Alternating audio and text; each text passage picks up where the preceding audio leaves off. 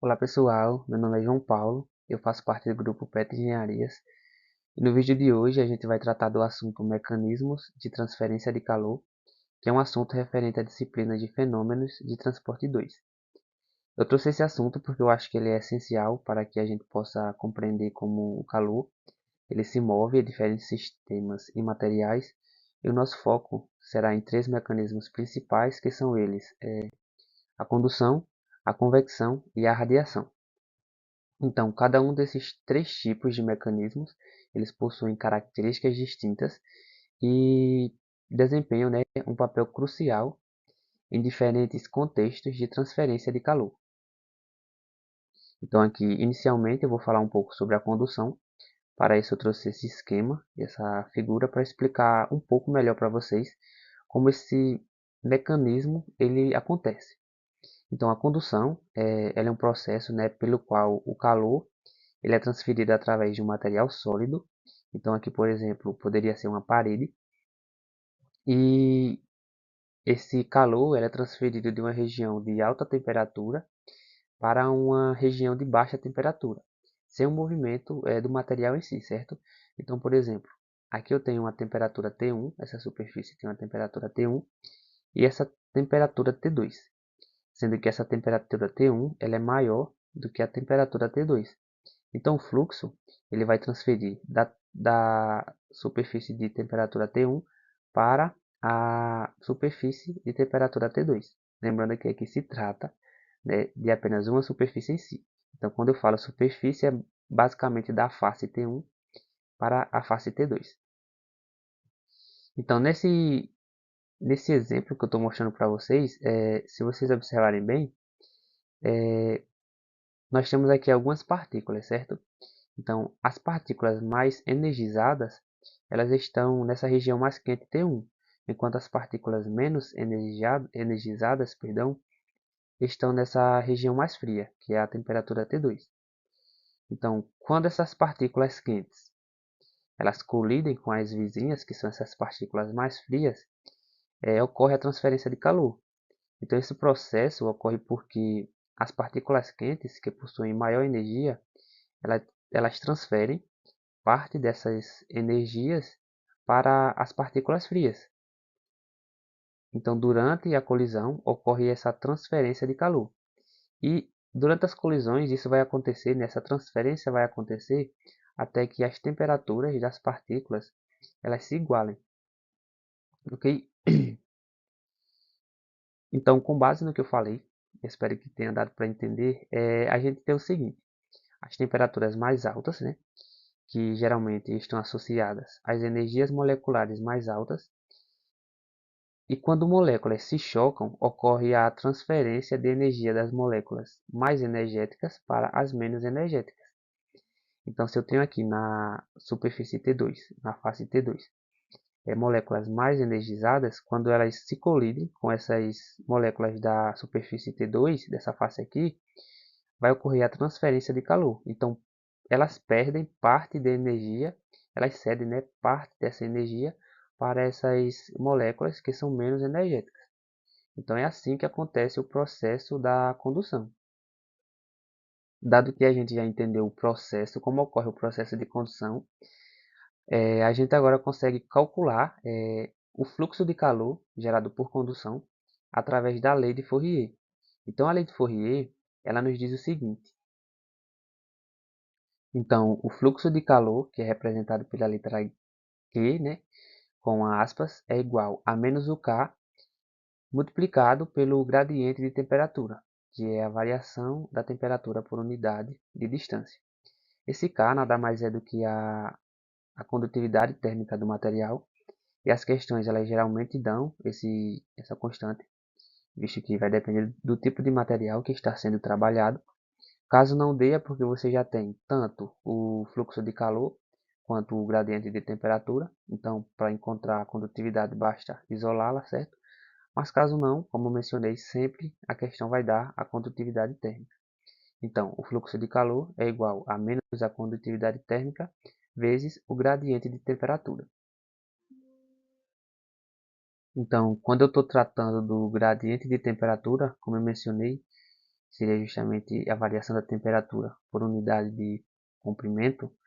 Então, a gente está falando justamente do T2 dessa figura, menos o TU, que seria a temperatura maior, dividido pelo L, que é justamente o diâmetro não, a espessura, perdão, a espessura dessa superfície.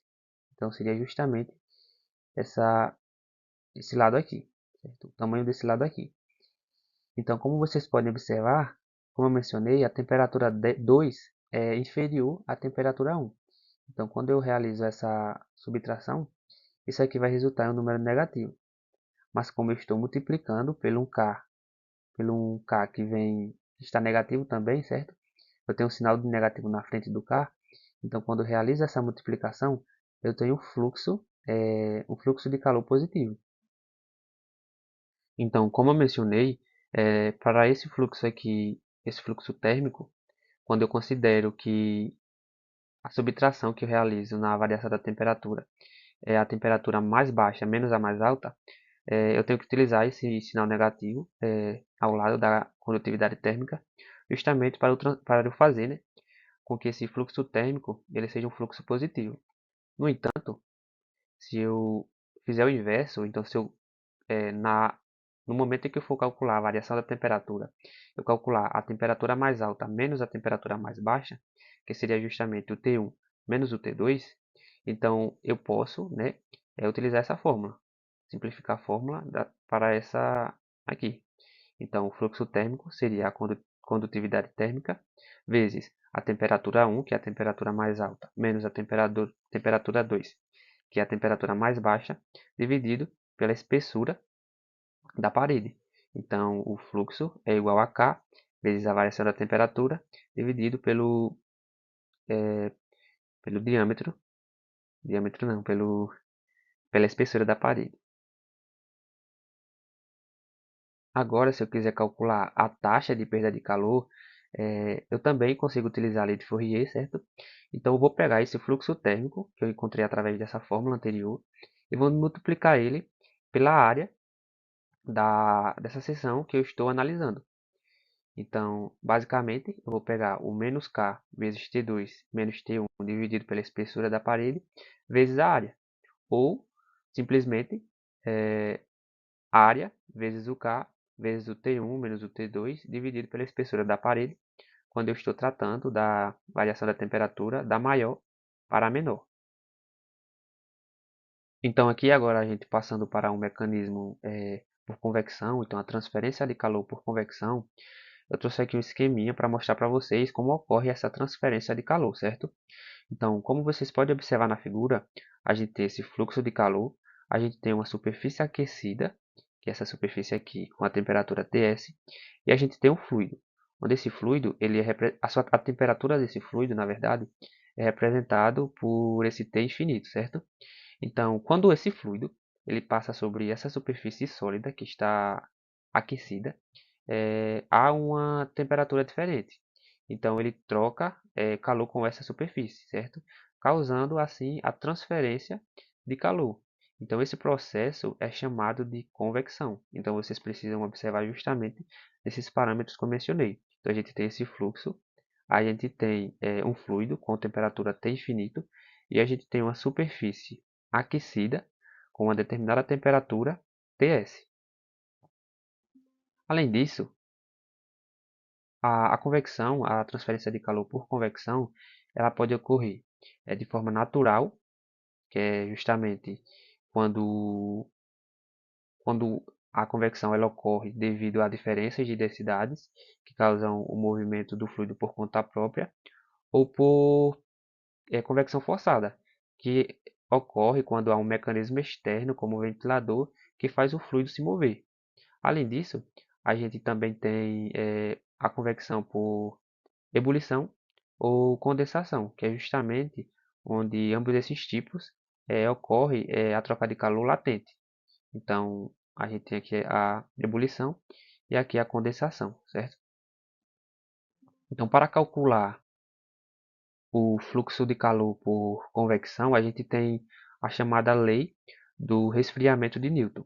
Então, a lei do resfriamento de Newton, ela nos diz o seguinte. Então, para calcular a transferência de calor por convecção, a gente utiliza a lei do resfriamento de Newton, onde ele nos diz que a transferência de calor vai ser igual a UH vezes a temperatura da superfície menos a temperatura do fluido, onde esse H é justamente o coeficiente de transferência de calor por convecção, que geralmente é dado nas questões.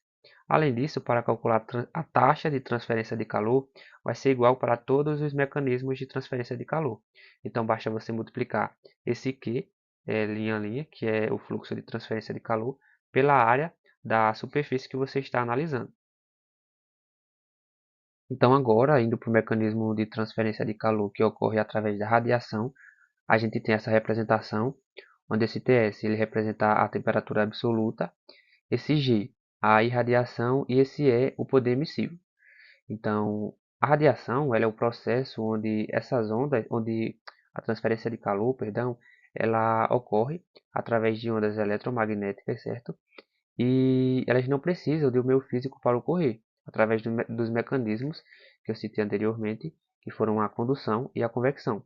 Então, na figura aqui, essa letra G ela representa a irradiação, que é a emissão de energia térmica, enquanto a letra E ela representa o poder emissivo, que mede, né, a eficiência dessa emissão.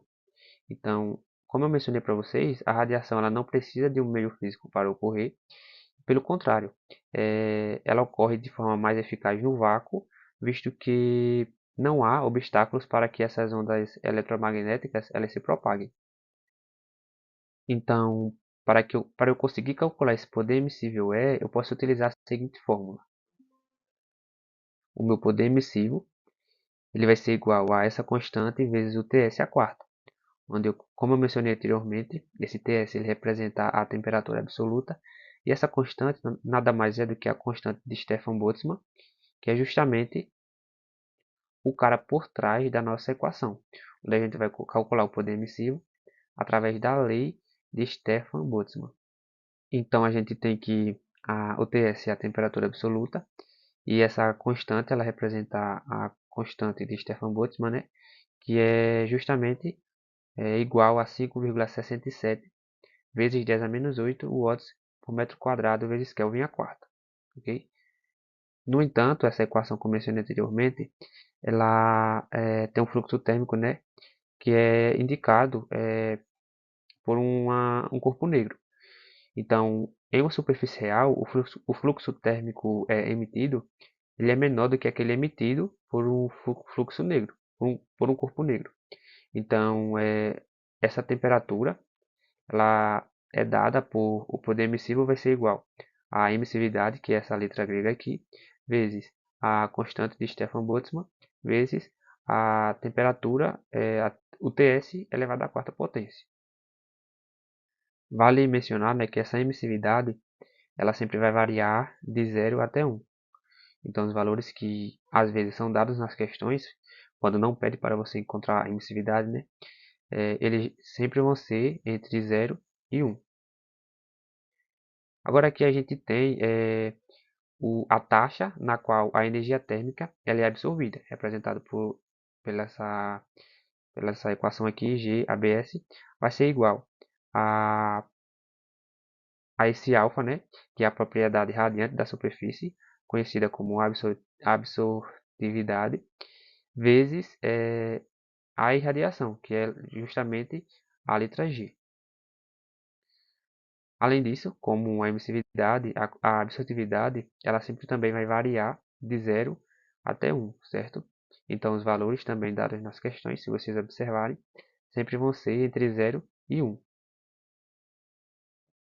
A nossa irradiação, que é justamente essa letra G, ele vai ser dado por a constante de Stefan Boltzmann vezes o T da vizinhança elevado à quarta. Então, aqui, por exemplo, se eu tenho essa superfície e eu tenho um fluido aqui, por exemplo, o ar, em uma área muito grande. Então, por exemplo, eu tenho uma sala e essa superfície seria um tubo. Então, o T da vizinhança seria justamente a temperatura dessa sala, certo? Então, a minha radiação vai ser igual à constante de Stefan Boltzmann vezes o T da vizinhança elevado à quarta. De modo geral, o fluxo térmico da minha radiação vai ser dado pela seguinte fórmula.